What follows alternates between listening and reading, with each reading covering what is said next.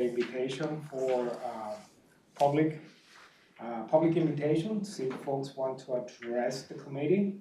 I don't believe we have anybody from the public wanting to address the committee at this time. No. No? Okay. Well, we're actually moving very, very quickly through the agenda today. Don't believe we also have any reports from the subcommittees at this time. No? No, okay, that's right. Well, that's good, because now we have plenty of time for a couple of the more substantive items on the agenda for tonight, starting with the bylaws discussion. And just for the record, this has been a long, drawn-out process to reform, modify, and update our bylaws. We had many discussions internally, also during public meetings, and even with General Counsel about specific items that we have suggested.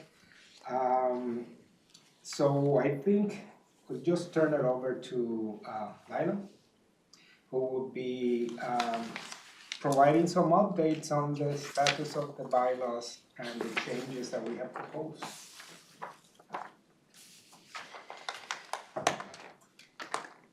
Co-chairs and committee members, thank you for the opportunity to share an update on the bylaws. We met in a special session last week with a couple of committee members.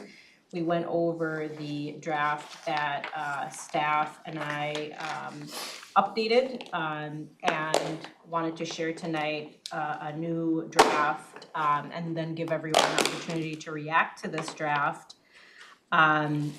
We discussed, mainly the portion that's changed the most is the first paragraph. If you compare the bylaws of the Equity Advisory Committee, the new draft, to the old or the original, you'll see that it looks very different. We expanded on the first paragraph, the description, the area that's titled Purpose and Name.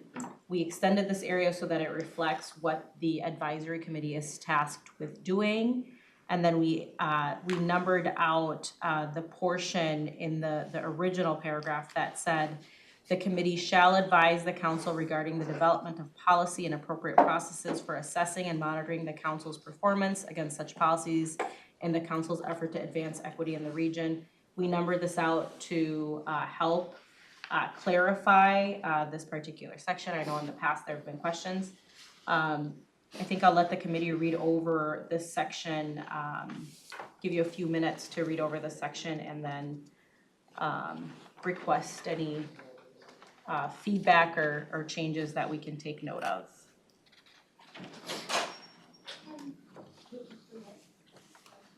Our goal tonight is to show the draft, share the draft, and give you an opportunity to familiarize yourself with it, and then also an opportunity to provide additional feedback so that we can create another draft that we can move forward and hopefully have approved.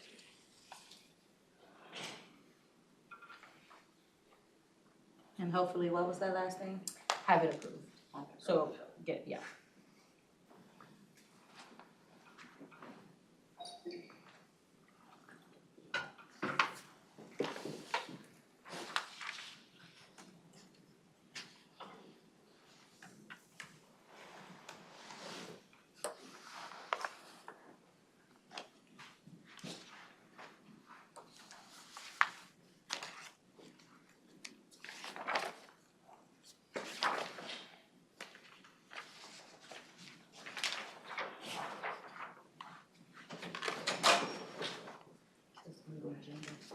This is the committee bylaws. I recommend.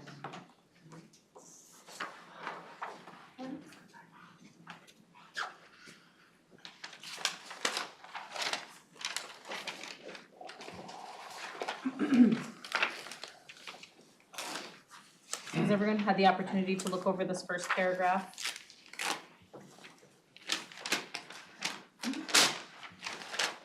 Anyone have any feedback or suggestions at all?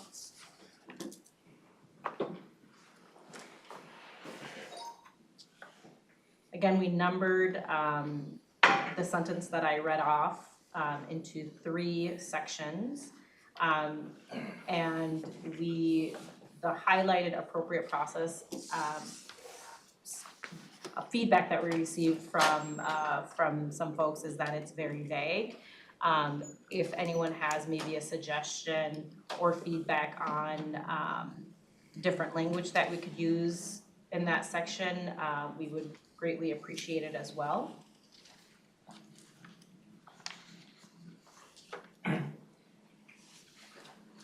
Can you talk a little bit more about the specific item number 2 where it says advice on the appropriate process for assessing and monitoring? I mean, what's that whole sentence intended to do, or what's the meaning of that? Yeah, thank you.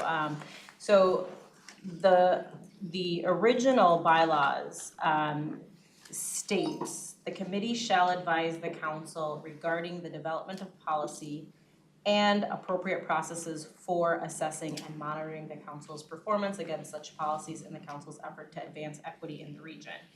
And so that's the same language, but what we did was we numbered it so that it's not confusing. I think that in the original bylaws, it's all one sentence, and so Sure. we've had questions in the past about what it means. And there have been suggestions or feedback that indicated that this particular section is about assessing and monitoring. But if you look at the original bylaws, it says, and appropriate processes for assessing and monitoring. And so we numbered it out so that it's clear.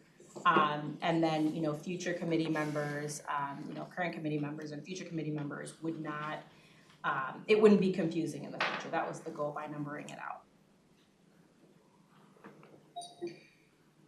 And you mentioned the separate issue of on the original language that it had that appropriate process term in there, that it's not defined anywhere, so we don't know what appropriate process is.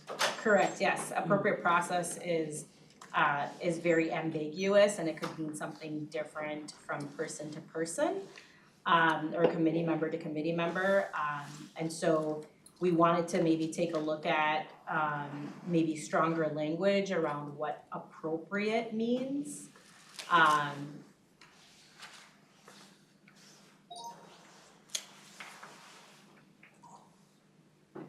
Okay.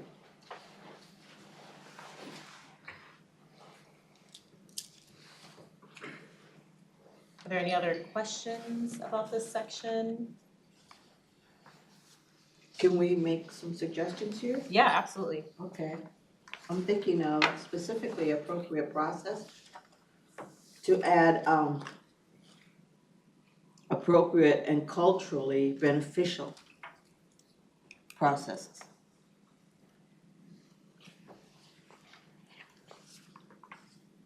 Can you elaborate a little bit more what you mean? Culturally beneficial? Or just give like an example of how you envision that being applied? For example, cultures are not a blanket. We can't apply the same process to every community that is culturally beneficial to myself or to other members at the table. So to look at culturally beneficial and appropriate would require a little bit more work and conversation and decision-making. What is culturally appropriate for myself as compared to somebody across the table from me? Since we don't have any language that says per se what's the appropriate process, adding culturally beneficial to me means that there's a little bit more work and thought put into the effort of what is an appropriate process.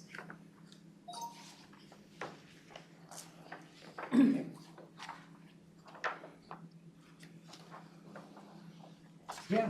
Chair, so would we define what cultural would mean then in this case, so it's just clear for everybody? Or even what's appropriate, I think what you were saying, like, what's those definitions then? And how can that be like blanketed or have a way to be under all the same umbrella for this case? That makes sense. Say that again. So for cultural, it would be difficult, I think, to just read that one word and understand what that would mean, like in this situation. Because it's a different definition for different people. So it would be hard to say what is like culturally appropriate. I don't know. But I don't know what I'm saying. culturally beneficial Okay, so that's different than the than appropriate. appropriate, okay. So I'm saying appropriate and culturally beneficial process. Not culturally appropriate, okay, see. Yeah. I see, okay. Chair and committee members, so is the suggestion that we change it to advise on the appropriate and culturally beneficial processes for assessing and monitoring the council's performance against such policies in the council's effort to advance equity in the region? Is that how? Yeah, that's my suggestion. Okay. Yeah. Thank you. Anyone else have anything else they'd like for us to incorporate or? Can I ask a question on process? So has general counsel seen this draft? They have not, Okay, not yet. so that will be the next step. General counsel suggested that we create a draft, and then if there are any points where we need to follow up with them, we will follow up with them. Okay. Yeah. All right, thanks. And we would like to, so there are a couple of things that we would like to get clarity on.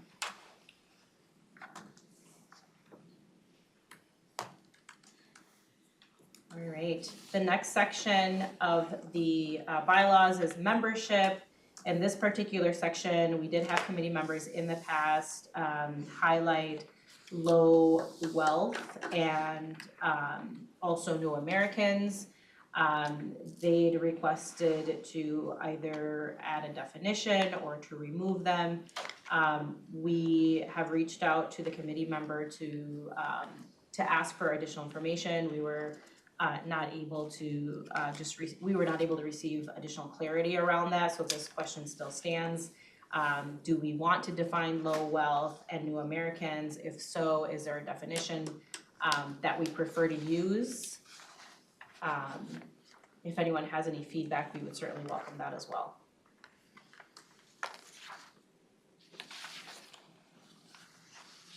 I think I understand the idea, low wealth, people who are on I would say under the federal poverty, perhaps,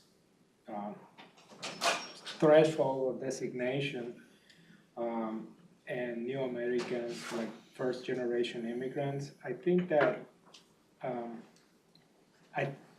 if what we're thinking is we like the concepts, but we don't like the terms, that's fine. On the other hand, I don't know if by including basically economic and legal status kind of dilutes the purpose of the Equity Advisory Committee, which was on race or ethnicity. That was the main, because you can be a new immigrant of any ethnic, racial, national origin. The same with low wealth. Are those two distinct categories that so different that we need to include them in the definition, or I don't know. Sure, that's a good question. We went back in the original documents to see if it was included at that time, and these two descriptors or descriptions of people who have an opportunity to be on the committee this was included. So We are unsure if it meant something at that time, if it had a certain meaning at that time that maybe is no longer relevant. We also think that maybe low wealth means, we're looking at folks who, experience maybe disparities, the disparities that we're working on, working on here at the Metropolitan Council to, remove the barriers around these disparities. So that's one possibility, but low wealth can mean anything. It can mean no assets, but that doesn't mean that that person isn't a high income earner. It could mean, a variety of things. So the question still stands, do we wanna keep this in here? Do we wanna define it? Same with New American, what does that mean? It could mean Yeah, a variety of things, yeah. But not everybody becomes an American. Right. I mean, firstborn generation of immigrants would be Americans. But, and that would be me. And then my parents where my father was never an American, he was never a citizen. So he was a resident.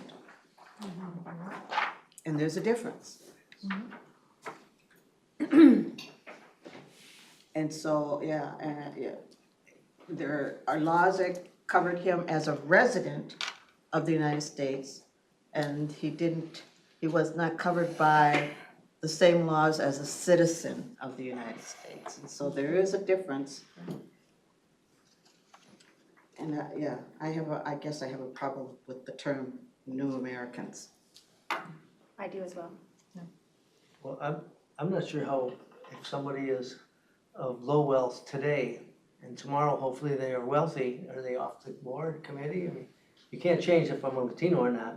Right. But right in the middle, that could, my economic status may change. Yeah. Hopefully. Hopefully.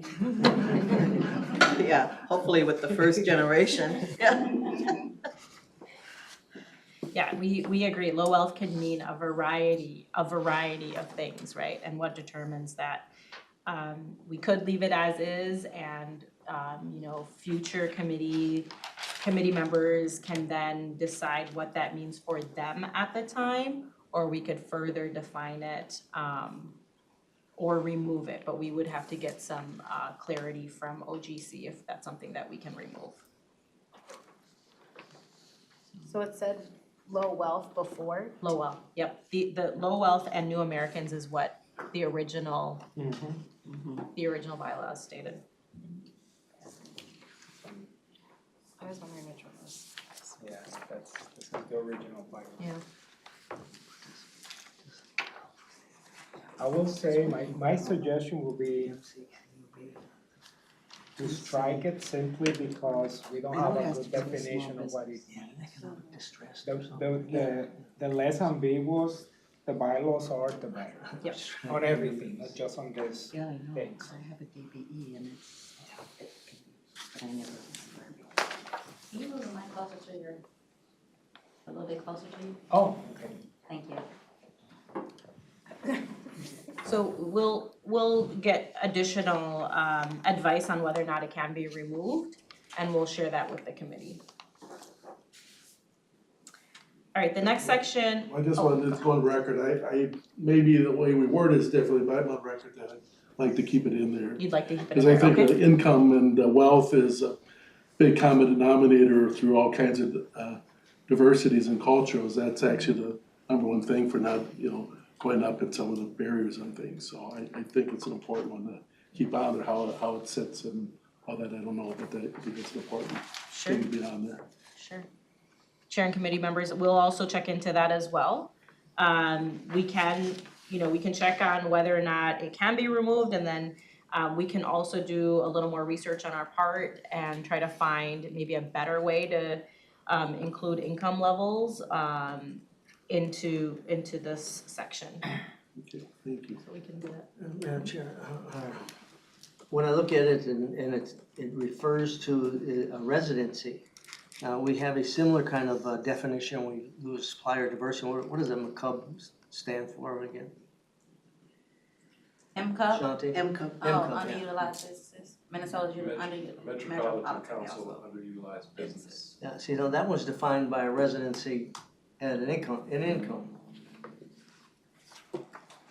My point being is if you take it out, or if you're gonna define it, we're defining them as low wealth residents, just as we define distressed community or a community that is now receiving grants and the like based on them being a geographic area. Anyway.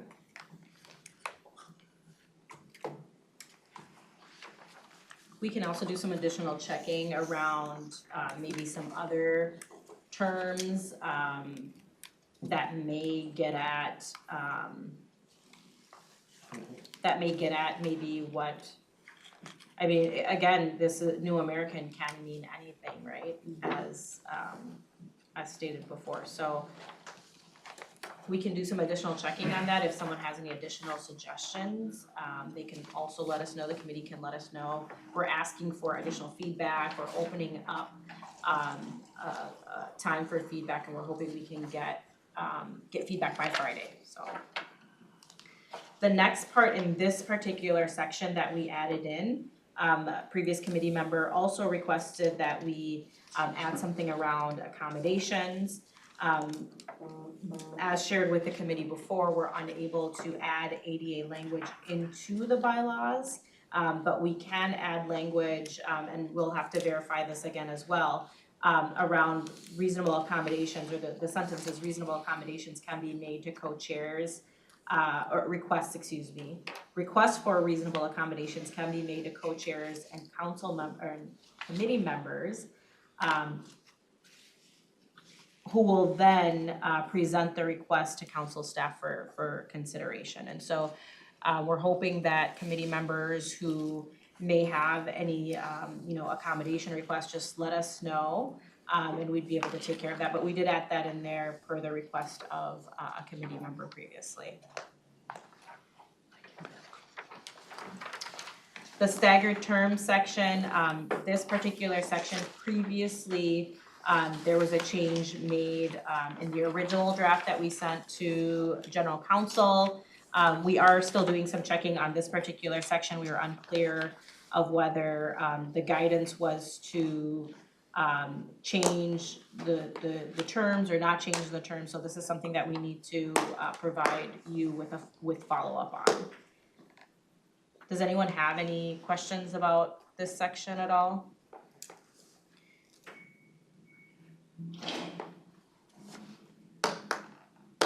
This used to be previously, per the previous bylaws, committee members would serve a 4-year term. And in this, it's changed to 2 years. Does anyone have any suggestions around this, or?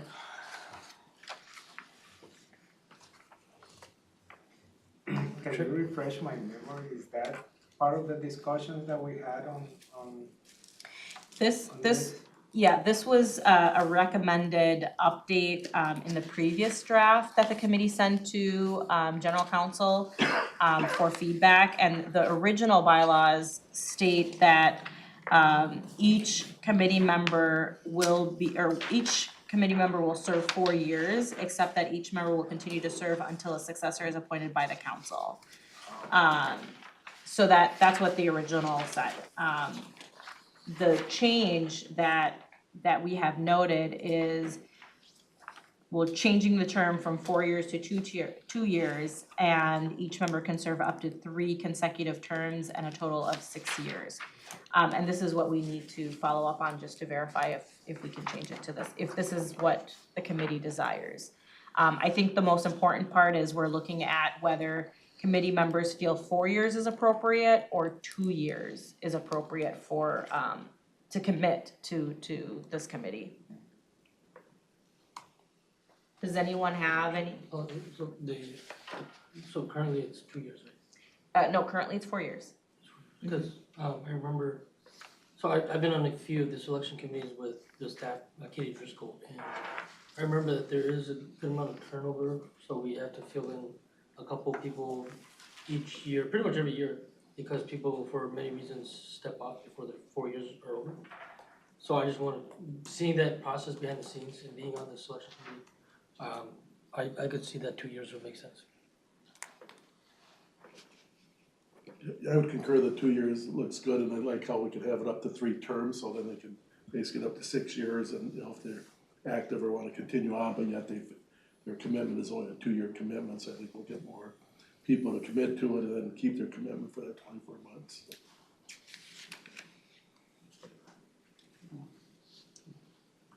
All right, we'll move to the next section. The co-chair section, this talks about serving on the committee and co-chair serving on the committee. This is a section where we would like to write a procedure for, and it's the procedure of choosing co-chairs. As we know, in the past, we did not have a procedure, and the committee came up with a procedure, and you know, if that selection process worked, we can certainly create a procedure around that, and that would be in addition to the bylaws. It would be outside of the bylaws, but we wouldn't add it to the bylaws. We would leave the section the same, but we would attach like the additional documents in that. Does anyone have any strong feelings about the co-chair section? And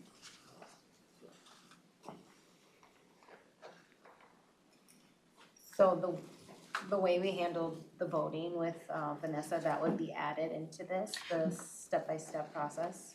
Chair and committee members, we would add an additional procedure, so it wouldn't be in the bylaws, but we would add something where we just outline the process and we would refer back to that. And that, creating a procedure, not only will we have something, you know, on paper, but we will also, it'll be easier to change in the future if it, you know, if we feel it's necessary to change our process. It's still the same, our chair still needs to, the council's chair needs to appoint, but the process of actually making a suggestion here is what we would create a procedure for.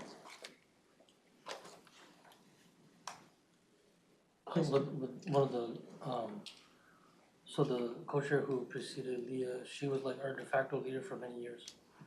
And so, you know, to formalize that, should we say that the default term should be 2 years?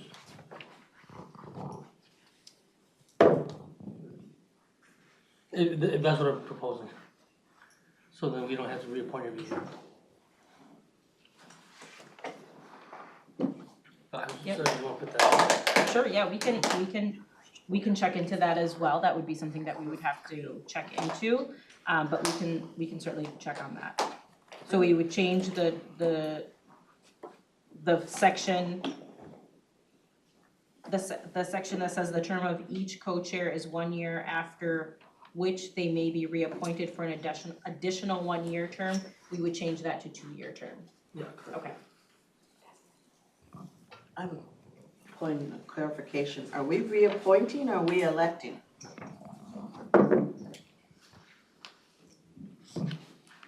We would, thank you, we cannot appoint in the committee. What we can do is, create a recommendation maybe, but the council, our Chair Zelli in this case, appointed our co-chair. Does that make sense? So any voting that happens within the committee, in this case it was for co-chair, that was who we decided, or the committee decided to suggest, if that makes sense. But because we're an advisory committee, we cannot tell the council who, but the council can appoint by taking in our suggestion. Does that make sense? It makes sense. Okay. So the language here is for the council's process, not for our advisory process. Correct. So Okay. our procedure that would be outside of this would be how we would go about deciding who we would want to be co-chair. Okay, so that's the clarification. All right, thank you. Any other questions at all on this section? There was another recommendation that Leah made a while back, that's to have the upcoming co-chair, and please jump in if you want to flesh it out. So we have the co-chairs, both co-chairs, and then we have somebody that wants to be co-chair, and we make that recommendation, and then that person will be like the third co-chair for 1 year until they get officially appointed. I'm saying it wrong, but the idea is to have a training period for the next co-chair. Yeah. By having another person identified and can be kind of quote unquote trained for a period of time. Is that what you had suggested? And it's kind of related to what Councilmember Lee was saying as well, is that it does take time to learn the role of co-chair, so I would suggest as an alternative to having it be a 2-year term, to have it be an elect position. So when we selected Vanessa, for example, we could have also selected someone that would be in an elect position that would then assume the co-chair role the year after Vanessa's term ended. So it's just an example of a way to handle it. That way that person can be in training. If the co-chair is ever, needs to be away 1 month, that person could substitute that month and they'd be prepared by the time they became co-chair. So in this case, it would be the EAC will make our recommendation to the full council and to the chair of the council to appoint a co-chair and a sub-co-chair, whatever we wanna call it. And will they run at the same time period? Like one will be alternate or one will take over after the 1 year period? After the first time because we don't currently have an elect position, we would have to select an elect person. But after that time, the committee would only be nominating an elect position because because it flows like water, if that makes sense. So once you have a co-chair elect, then the next year they automatically become, or we would nominate them as the co-chair, and then we would only have an election for a co-chair elect. So we will make a recommendation every 2 years, Every year, just on an elect position. Okay. All right. I personally like that process, just to have more people involved and also give someone the opportunity to kind of learn the roles without being put on the spotlight. So.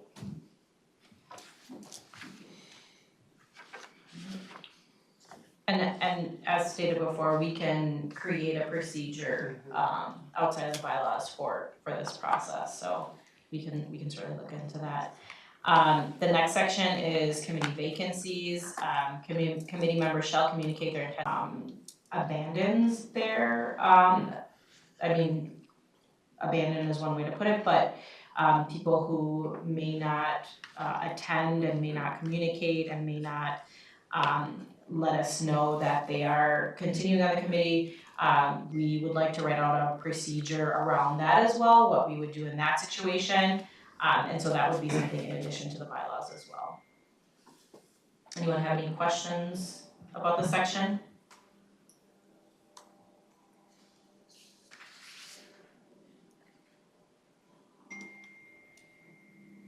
So just to clarify, we're gonna have like a process or a procedure, but that would not be in the bylaws, right? Right, it would be a separate procedure.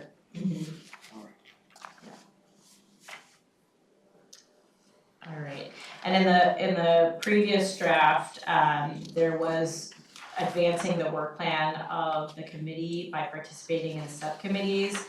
Under F, that was added previously as well. That's just an addition that was added previously as well, and we kept it in there.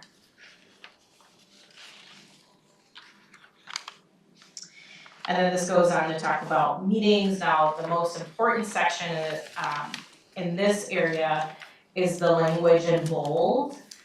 This is the language that we were given, or was a suggestion given to us that will allow for online meetings, for remote meetings. Oh, good. And so, again, this was the suggested language, we changed it so that it fits the Equity Advisory Committee. But this is what we would need to add to the bylaws in order for us to have, subcommittee meetings remote. I'll give you all a minute to look over that and provide any feedback.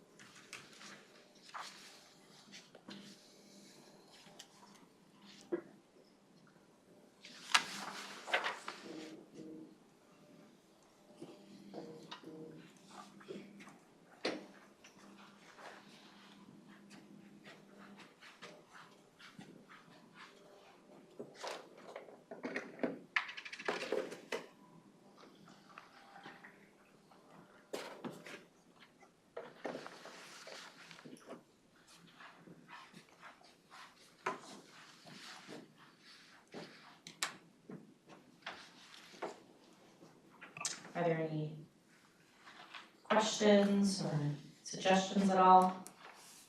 I think this is the section we've been waiting for. I have a couple questions. So do we vote on how each meeting is being held?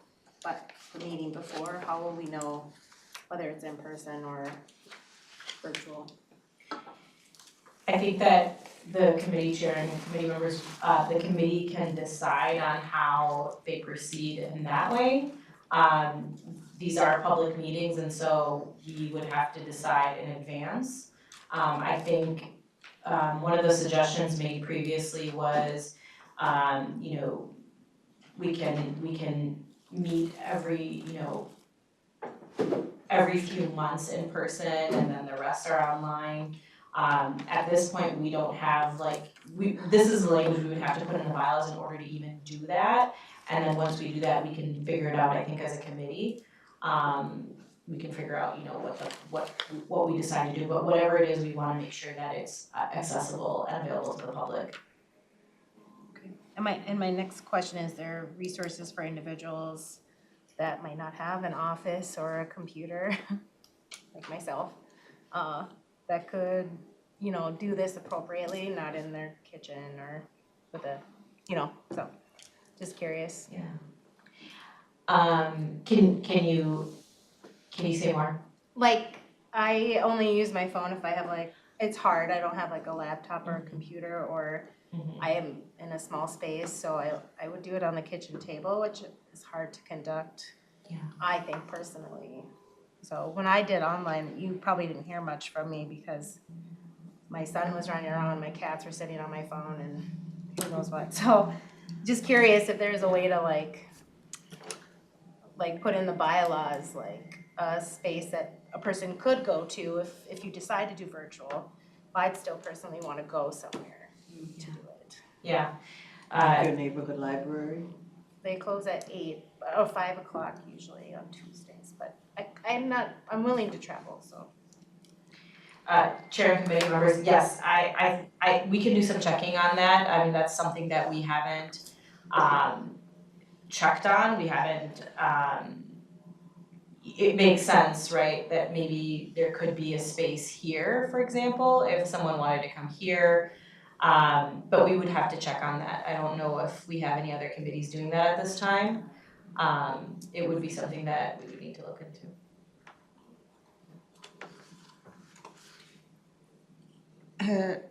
looked into the possibility of hybrid meetings? Where anybody who wants to come in can come in, but we also allow for people to do it electronically, attend electronically and put them on a screen? I think that, those are all things that we can discuss, I think, as a committee later. We haven't, this is not something that we've discussed, if that makes sense. We know from our personal experience just internally with forums and trainings that we've done hybrid, that it's really hard to do, because it's almost like running two meetings. But I think that if it provides more accessibility, we can certainly take a look and see what that looks like. Yeah, because I'm thinking like in terms of tonight. Yeah. We might be missing a lot of people tonight because they didn't want to drive in this weather. So if they could have logged on, we might have had a quorum. Right, yeah, I mean, that's something we can look into as well. Just, this doesn't say that meetings have to be either in person or remote, right?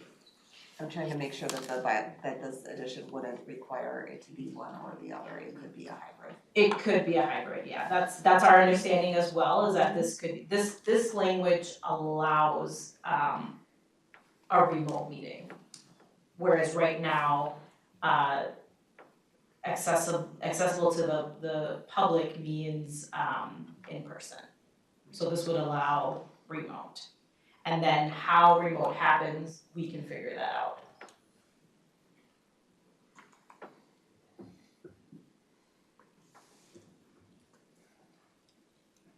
One last suggestion is that we can have it, the virtual online, but also on a phone connection. I mean, using what is it called, the TT? No, that's not what it's called. That you call in and there's this whole system that you can use your regular phone. So that's technology from the 1990s, but it still can be useful in many circumstances. This tabletop Teams does speakerphone? Yes, thank you. Yeah. So anyways, that definitely does not need to be on the bylaws, and they're saying that maybe on any procedures that we have, we include all possible types of technologies, so people can access and participate on the meeting, not just video, or video conference. And I think that you can call into the meetings as well for Teams. That's what I meant, calling into the meeting. So it's a link that you'll get in your email, and it's gonna have the different ways that you can join the meeting. That's right. Yeah. So you can definitely call into the meeting, as well. But I understand the presence of video. And Councilman Pacheco, you had a question? Well, the council still has some meetings that are advisory that are hybrid. I know, so we have the council meeting itself, as my understanding, has to be, have the ability for people to attend. And so once we got through the COVID outlines and participation, we all now come to, all of them are in person, all the council meetings are in person, but there are a few advisories that are not. And so, I mean, so you can just look at what we're doing for the council, I'm assuming. Yeah.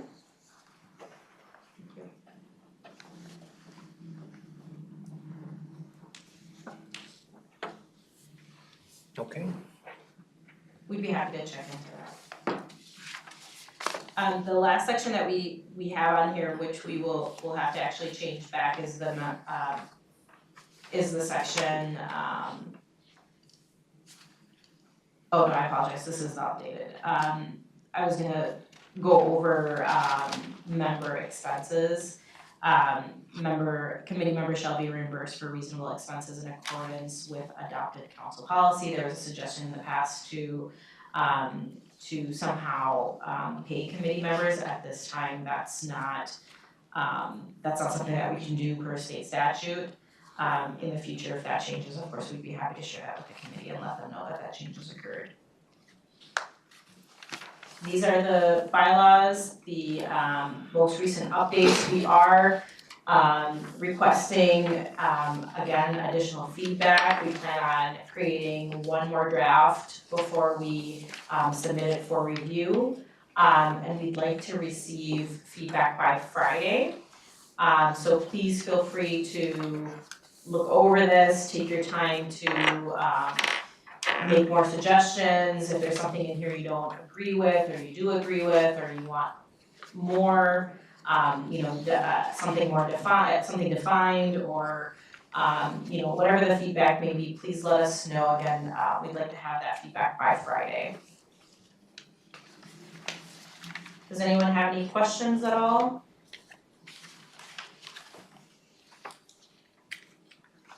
Okay. Well, thank you very much, and again, Friday is the hard deadline, right, for comments on the proposed bylaws? Yes. Bylaws changes. Do we have quorum now or not yet? 9. We have a guest that's doing a school project. I don't know if you wanted Yes, to. can you introduce yourself? My name is Cal, I'm just here for the school project. Oh, yeah, give him the mic, Lila. Excited. Yeah, school project. I was like, what's going on? Yeah, we have 9. Just like, writing stuff down, so. How about your name and why you're here? My name is Cal. I'm here to, I guess just like note stuff down for my school project. They wanted me to come to, a meeting. So I went on the internet, looked up like some meetings, and I saw this one that was at 6 o'clock, so I just decided to come here. So yeah, What school do you attend? I go to Creedendale Hall. Okay. Yeah. Is this like an ethnography report? Yeah, it's like supposed to make like a news report. What year are you in? I'm a senior.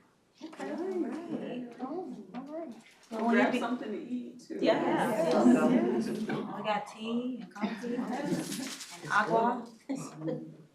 Well, welcome, and I think these meetings are being recorded, so you might be able to see yourself and post it on TikTok or whatever. Thank you. You can prove to your teacher you can. All right. We are right on time for the next item on today's agenda, which is the presentation on the small business audit. And we have Ashanti Payne, Assistant Director of the Office of Equal Employment Opportunity, and Lila, Eltawely, who will also participate in today's presentation. So welcome, Ashanti. Good evening, Mr. Chair, Madam Chair, committee members. Ashanti Payne, Assistant Director, Office of Equity and Equal Opportunity. And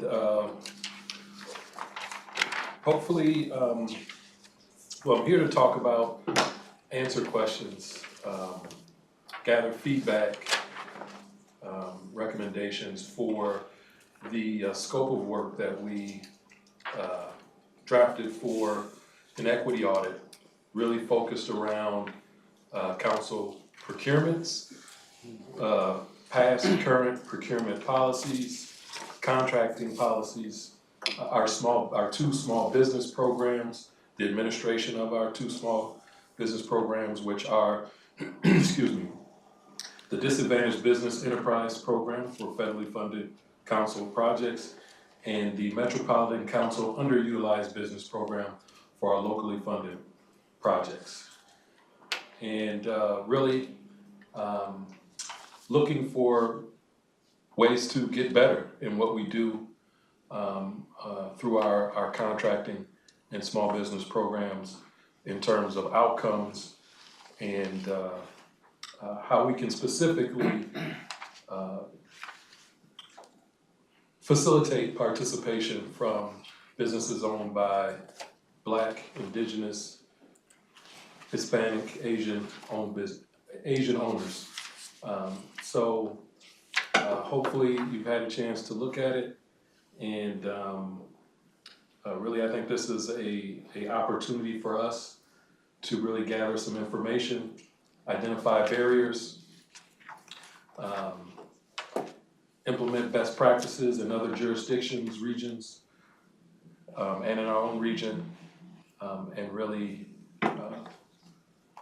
make some progress. So that's what we are hoping for in this outcome.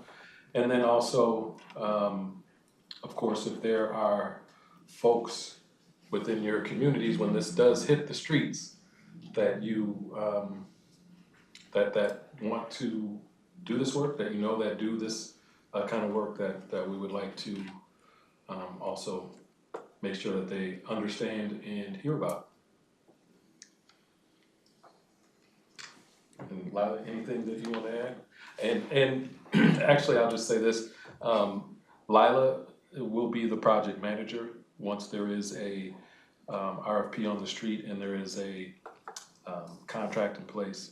She will be serving as the project manager.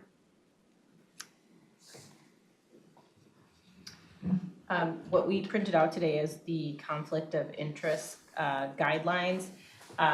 We are requesting that prior to providing feedback, you take a look at the conflict of interest guidelines. We're hoping that, folks who provide feedback also understand that, later on, they may not, people who provide feedback are not able to bid on the project, and so we're just hoping that folks understand that. I did also send an email with the overview of the scope. It's not the full scope because we haven't released this to the public yet, but there is an email with just kind of an outline and an overview of what the small business audit will include. We can share some of those things at this time. I think you may or may not have looked over your email since it's been sent out, but I can certainly share some of those things as well.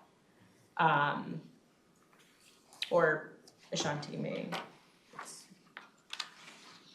Yeah, just to elaborate, if you are planning to bid on this, I think the best thing you would be to step out of the room for this conversation. And once it's done, we'll come get you. Yeah. Do you anticipate a date for the RFP? Madam Chair, committee members, the one thing that we do know is it'll be before the end of the year. Okay. Because of the funds that were allocated to do this work have to be committed before the end of the year. All right.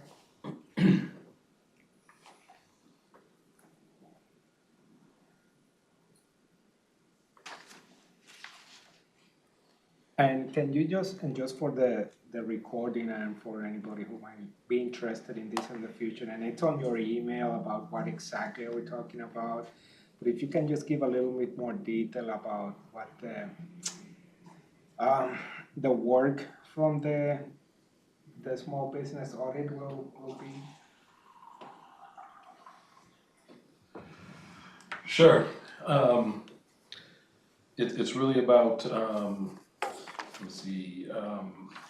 really three main components. One is, the identification of barriers to Black, Indigenous, Hispanic, and Asian-owned businesses in participating in council contracts. So, what are the barriers? What current policies or practices hinder achievement of those businesses? And then also looking at larger, longer established businesses as well, who we require subcontracting goals, and what issues do they face, what barriers do they face, and get that perspective as well. And then also looking at any changes and impacts on small business since the onset of the pandemic, and have things changed, have barriers changed for those small businesses. And then recommendations is the next section. What current council practices or procedures can help us achieve our goals and objectives that we have around equity. Any strategies or solutions, best practices, and what's been successful. And then also to be able to create a way, a mechanism for us to continually conduct research and connect with communities to get feedback on an ongoing basis. So creating that method of how we will be able to do that and continuous improvement. Okay. And then kind of the last section is really about support, small business development and support, technical assistance. What are the things that we can do? What can we provide to businesses in that way? How can we leverage the work that's being done by others in our region around that? And then also, I'm just going to take this opportunity to let folks know that we have recently hired our engagement and development unit manager, who has joined us today. So Antonio Elias is our new engagement and development unit manager. And a lot of some of the work around how we increase our impact beyond just compliance and regulation will be led by Antonio. So that's really kind of what it's about. And again, this is not the full scope, but those are some of the questions we want to get answers to. And then hopefully we get good responses. Excellent, thank you.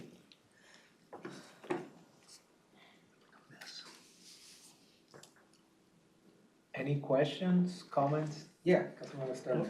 Thank you. I just, I'm reading it clearly, so I just wanna make sure that we're looking at that the scope is where it is, but like people with disabilities, women, small businesses, those aren't supposed to be on there, right? We're strictly focused on the way it's stated, is that correct? I mean, it's not like an oversight, it's where we're kinda like focusing on diversity and, ethnic, things for this particular project. Madam Chair, Mr. Chair. And veterans is another one, I guess, what about that? If I understand your question correctly, the way it's worded is, in the term that I like to use that's encompassing, is certified small businesses. So when I say certified small businesses, that does mean veteran-owned businesses, that does mean women-owned businesses, service-disabled veteran-owned businesses, and then specifically it calls out Black, Indigenous, Asian, and Hispanic-owned businesses. So it's all that. Yes, we want to definitely be intentional about the Black, Indigenous, Asian, Hispanic-owned businesses, but because we have small business programs that we administer on behalf of the council and the federal government, we also want to take a look at how we've been administering those programs, which is inclusive of some of those other businesses as well. Okay, good, thank you. I have a question.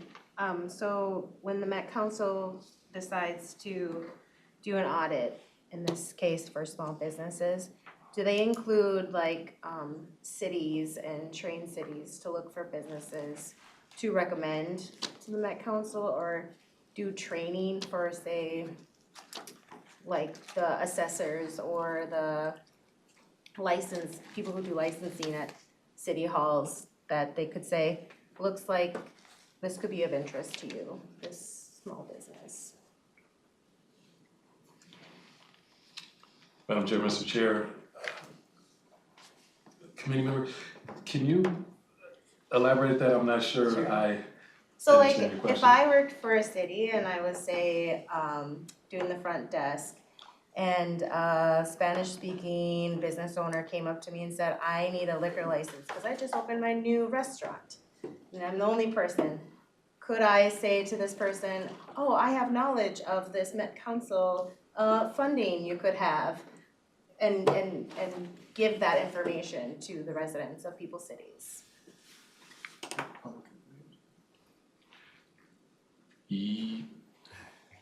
wanna say yes. Okay. I just don't know that we have funding for that. Oh, okay. At the council at least. What I will say, is that, there are agencies, organizations that do that kind of, Okay. that provide that type of technical assistance, that you could definitely send them my way, and I'd know where to direct them. And, But for the most part, this is public information. yes. So it's out there, and actually the certification, there's different entities that do the certification even now, whether it's the State Department of Administration or Women Venture, or there's a number of nonprofits that also help with the certification. Again, the only action that we have to be clear on is that when you recuse ourselves from voting on or taking part in a discussion on something that we may have a direct impact on or may receive some funds from. And so, but other than that, you can certainly talk about the project. It's just when you get down to the individual recipients is where the requirements fall in. In the selection and hiring process. What's that? You're talking about the selection and hiring process. No, I'm talking about Then in the they- granting. Okay. For Ashanti, I had another question. And you said that the funds are allocated, needing to be allocated before the end of the year. What is that amount? And then also, you said Lila is gonna be the project manager. Will Antonio also be working with that company that's selected? Madam Chair, Mr. Chair, committee members. With respect to the amount,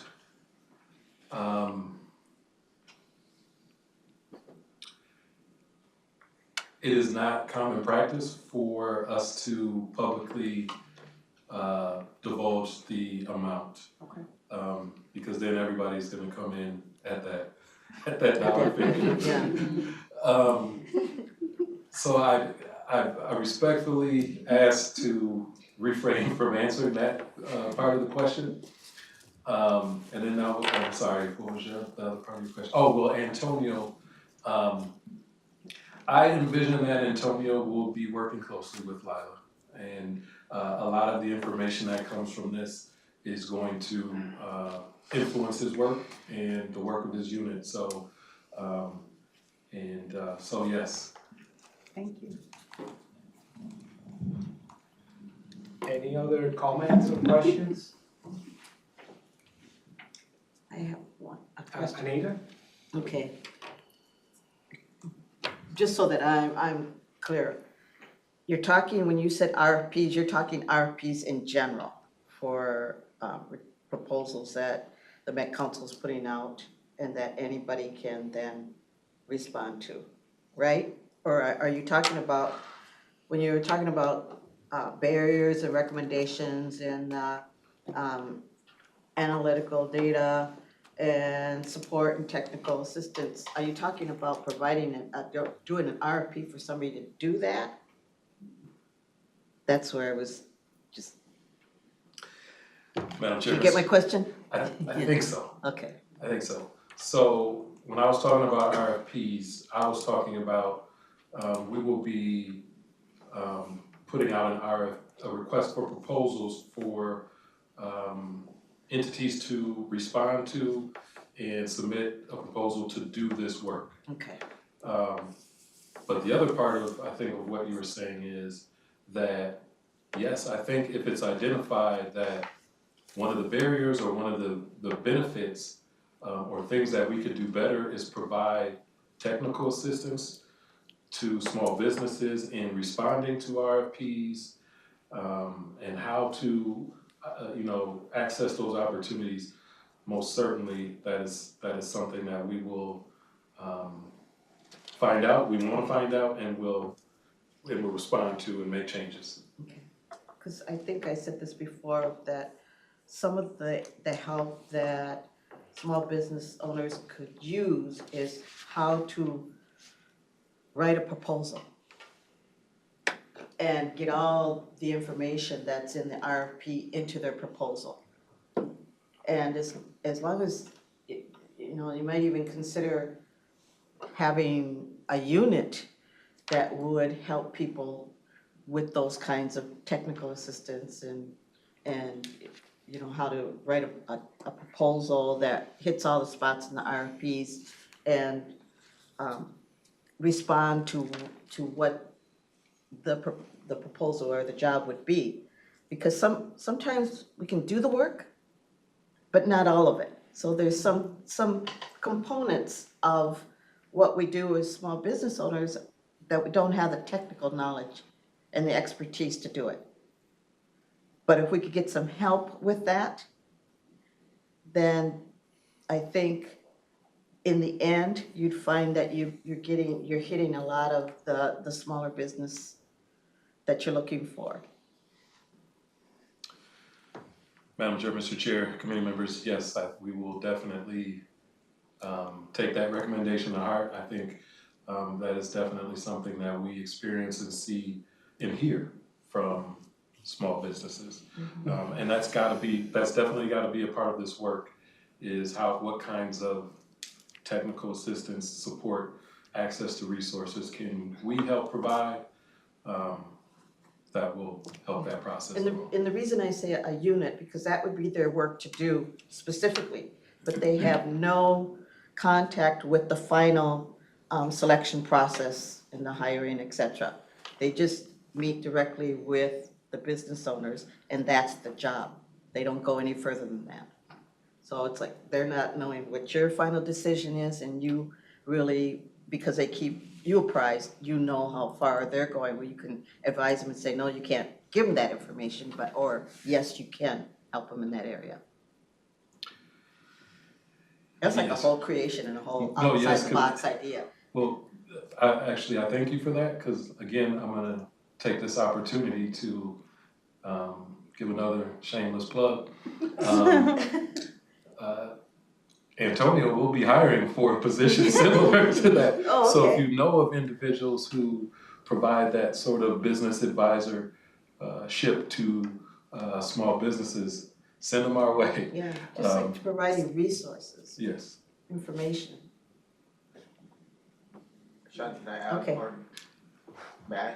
Please. We'll be supporting that one-on-one process, but as well, like with my position in the unit, I wanna do more engagement and support with actually community organizations that are doing that hands-on work, right? So we're not duplicating any type of work when there's already like institutions or organizations that can do that work. Like the Latino Economic Development Center is one, Northside Achievement Zone is another one, MEDA, Metropolitan Economic Development Association, and the Northside is doing that work already. So why not just partner with them, right, to also support that work? And that way is another organization, third party, supporting the work outside of us. Yeah, but there's also a lot of people who don't know about those organizations, so to connect with them. So if you had somebody who could provide those resources specifically to say, here's somebody, here's an organization that can help you there in your neighborhood, or they have expertise in a restaurant you're trying to open, or, if I was a construction business owner and I wouldn't know anything about how to write an RFP, but I do know construction. Yeah. So those are the kinds of, those Absolutely. connections and resources. I'm with you 100%, and I think just to add to your part, I think is also again partnering with those institutions, organizations that are doing that work as well, so we can support each other as well, right? But I'm definitely with you. I think just to add to what Mr. Ashanti is saying, that's also part of I take this part of our responsibility within our unit to expand that work as well. Any other comments or questions? Anything else that you would like to add? I will just say, thank you for providing us this opportunity. Again, if you have a moment or some time at a later moment to really dive into this and have any recommendations, suggestions for inclusion or otherwise, please send them our way. Okay, well, thank you very much. And I think I heard that the amount that we had available was 44 billion. Oh no, that's a Twitter thing. Okay, That would be amazing. That was just my request. All right, thank you very much. Just moving on the agenda, we are actually a little bit before, moving along very quickly, so that's good. So we have the reports from the standing committees at the Met Council, and if Councilmember Pacheco or Lee, do you have anything from management and transportation? Sure, a couple things, and actually I kind of melded into what our previous discussion was this year, Graham Ashanti. And for example, we, in the management committee, we are going out for bid in our, selecting our bank, who's gonna do all the financial, work that we need done. And, it's a large number, and we asked at the table, is that, are you looking at diverse banks? That there's the black-owned bank that's now in North Minneapolis, and they have met with them, but they don't have the capacity to do the big ones. Yeah. But the smaller ones, like the certificate deposit and stuff, and so they're gonna go back and they have a list of potential vendors that could handle that capacity, but it brings it back to, no matter what we do impact the community in these kind of ways, whether it's purchasing or training or whatever, and so that was a good discussion, and they are looking at to expand that, and they've looked at who else is out there doing this kind of work. And then on the, let me see another note here. Oh, then we approved, basically at this last go around, and now you're seeing a lot of it, we've added about $5 an hour to the drivers. So starting driving at $26 an hour, I think they have some bonuses, signing bonuses at $3,000. If you already have your licensed CDL, it's up to $5,000 signing bonuses. And I've talked to a number of people, I mean, $26 with full benefits. Matter of fact, I've talked to about 3 or 4 Lyft drivers, and 2 of them are applying because they like to drive, but they don't want to go, over the road and the like. But so I think we're getting, we had over 30-some people show up at an informational meeting we had, which is one of the largest turnouts we've had. But we're still needing drivers, obviously, and we've had to cut back routes and times, and so it's been like everybody else. Everyone's looking for workers right now. We have the lowest unemployment rate in the country. We also had a presentation, which I think we should take a look at here, and that's a presentation of our climate action work plan. I liked it because they talked about every little aspect of where we impact the climate, whether it's solar or whether it's what we're purchasing or whether, Electric, non-diesel trucks. Yep, and so, but what I liked about it did that, and I was, when I was listening to it, I was thinking that's kind of what we need for the equity committee is, where are we? Because it jumps up in almost every meeting I'm in. There is a role for this body to make some advice on what we're doing. And I think that one recommendation I would have even for today, if you all agree and you can take it forward, is that at our next meeting, that we have it over at the Department of our Transportation Center over in Minneapolis here. So then I'll have to take a train over here. But no, more importantly, we're doing a lot of work in Minneapolis with the light rail extension out to Blue Line and the Green Line, and we're at the Green Line right now, the Blue Line right now extension goes right through North Minneapolis. So we're heavy engagement in the communities. We have an anti-displacement committee that's very active, and in the next month and a half, we're gonna have to come out with some really solid kind of recommendations, and it's been like a funnel going down, so I think if we had the meeting over in Minneapolis, we can kind of get a more sense of what we're doing in transportation. I'm on the transportation committee, and they can go over what are the major projects, because you're going to hear about them in the news, and someone's going to ask you, why are we going down Lindale versus Washington? And so I think that these are areas that we can actively get educated on and make our advice known. I mean, I don't want things to happen here and not go any further.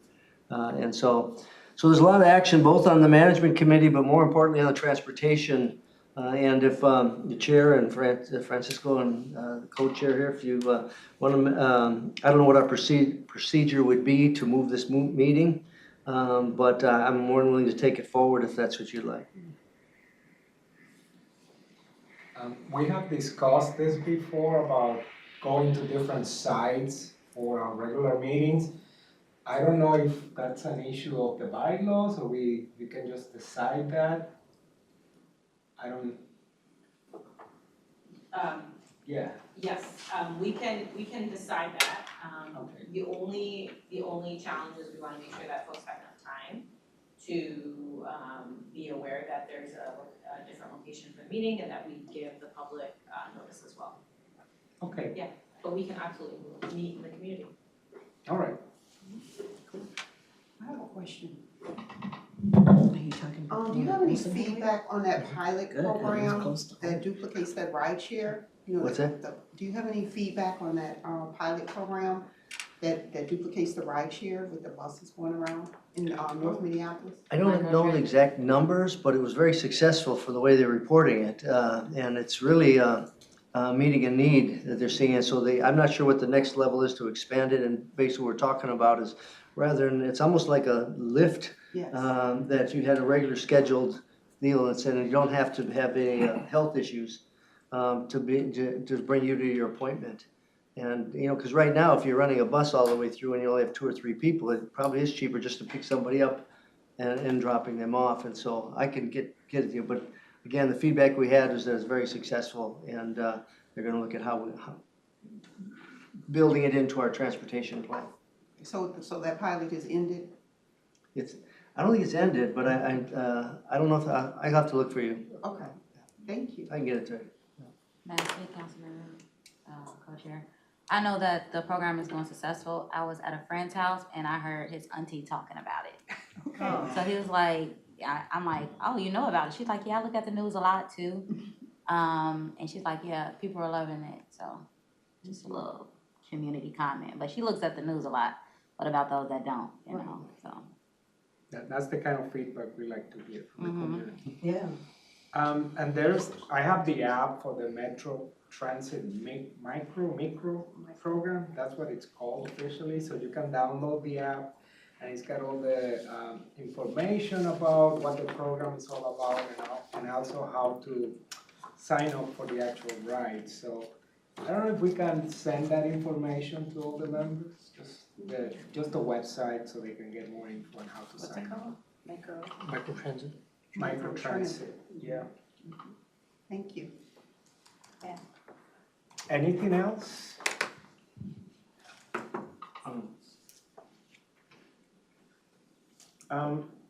Just as another plug for the bus driver salary, I did a quick math and starting salary of $25 an hour is about $52,000 a year.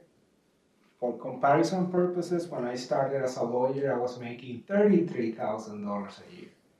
So if you can be a bus driver and have zero school loan, money to pay back, I should have made that career change back in 2003 instead of going to law school. So great job opportunity for folks that have the skill and interest. I think it's $26. $26, it's even better. For the records. It's $54,000 a year. Don't go to law school, go to the CDL. What about any of the other subcommittees, community development or environment? Councilmember Pacheco covered a lot of the 2 committees that we run. The only other thing is it's the end of year, so community development had a good end of year annual report about the amazing grants that we've given out from LCA to LCDA to the Parks Equity grants. Those are all in the department of the CDC. And so if you are a data or math geek and you want to go look at last week's meeting and the presentation, there's really amazing numbers, the impact that we have in terms of how much money we give out into the community every year. That's all I have. All right. Yeah, just maybe add a few snippets in there, but this week is driver appreciation for the operators and also for the retirees, because they didn't have any information or any rewards for the retirees the last few years pre-COVID. So this week at the different garages are recognizing the drivers, and so I was at the South garage today and that was pretty well attended with it. And then I think they're looking for feedback on the climate action plan. So I know Anita brings about like climate justice and that, so if you see things that we could do better or add to it, now's a good time to kind of add to that program. Comments is they're really looking at at the different angles on it then. So the program, it's out there on our website that you can look at what it, the climate action plan is, so you could add to it or give comments with that. I think that's pretty much all I wanted to maybe, add, to that then, so. All right. Just one thing, I just remembered this email I just got today about the Metro D line, which is the rapid bus line that goes to the Mall of America. So that's opening, the official inauguration is gonna be on December 3rd, a Saturday. So that's the brand new, brand new line that covers Brooklyn Center, Minneapolis, Richfield, and Bloomington. And, ends at I believe ends at the Mall of America. So I'm going to be there to watch the proceedings, see the station, and also do some Christmas shopping. So we'll see you on the 3rd if you're amenable to attending.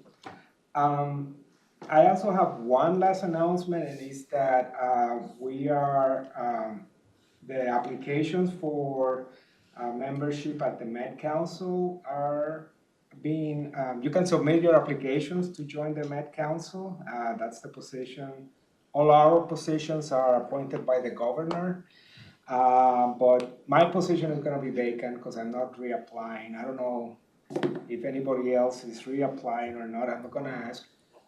But if folks are interested in applying, certainly for the District 12 position, you can go ahead and do it now, and there might be other positions opening from other council members, so you can submit your applications and follow the process. I think they are expecting to the governor will make the appointment sometime in March. So we are in late November, so it's coming up. So if you are interested or start the process now, it's a while to complete all the paperwork, etc. So the sooner the better. Yes? Yeah, thanks, Chair. Related to that, I, as someone who's gone through the process, I encourage anyone and everyone to apply, and I'd be happy to help assist, any folks in any way if you want to ask me for advice, in particular. So. Yeah. I had a couple other things on a roll. Besides operators, we're really short of mechanics and technicians and police officers. So if any of those are available, or people interested in it, coming out there, they're looking for those positions as well. Is it free training and everything included? I mean, I think they're with the mechanics and technical, I think that part for sure, there's some training available on that, there's training available there. Yeah, there are several, let me rephrase that. There's a couple of programs that have been presented at transportation and I think at management to do exactly that. Folks that can come, I don't think you need to have any experience, but it's through kind of an internship program, and they take you through the whole classroom skills, etc., and then you finish the course in a year or 2 years, whatever it is, and then you are almost guaranteed a position if you complete the whole training process as one of our technicians. So I don't want to give more details because I don't remember, but you can look it up on our website. Yeah. Yeah, there's, feel free to look up at the Met Council's employment website. We have over 100 jobs open. Yeah. There's great demand also on the IS or IT department as well, so encourage everyone to look at. What was the amount of openings on IT? Was it 60 or 90? What's that? Yeah, in IS alone, yeah. So, it's crazy. Yeah. Any other comments, announcements? Yeah, Councilmember. On a similar note, there's a number of internships that are available right now, but they have to be applied through by next month, I believe. In December, maybe Lila can look it up and send people information, because we're gonna be looking for internships. That's a great way to start out in any company. Okay. Any other announcements from members, from your quote-unquote day jobs? No? Okay. I think that concludes our agenda for tonight. If there's no other meetings or comments, do I have a motion to adjourn the meeting for tonight? So moved. Second. Second, all those in favor? Aye. Opposed? Meeting adjourned.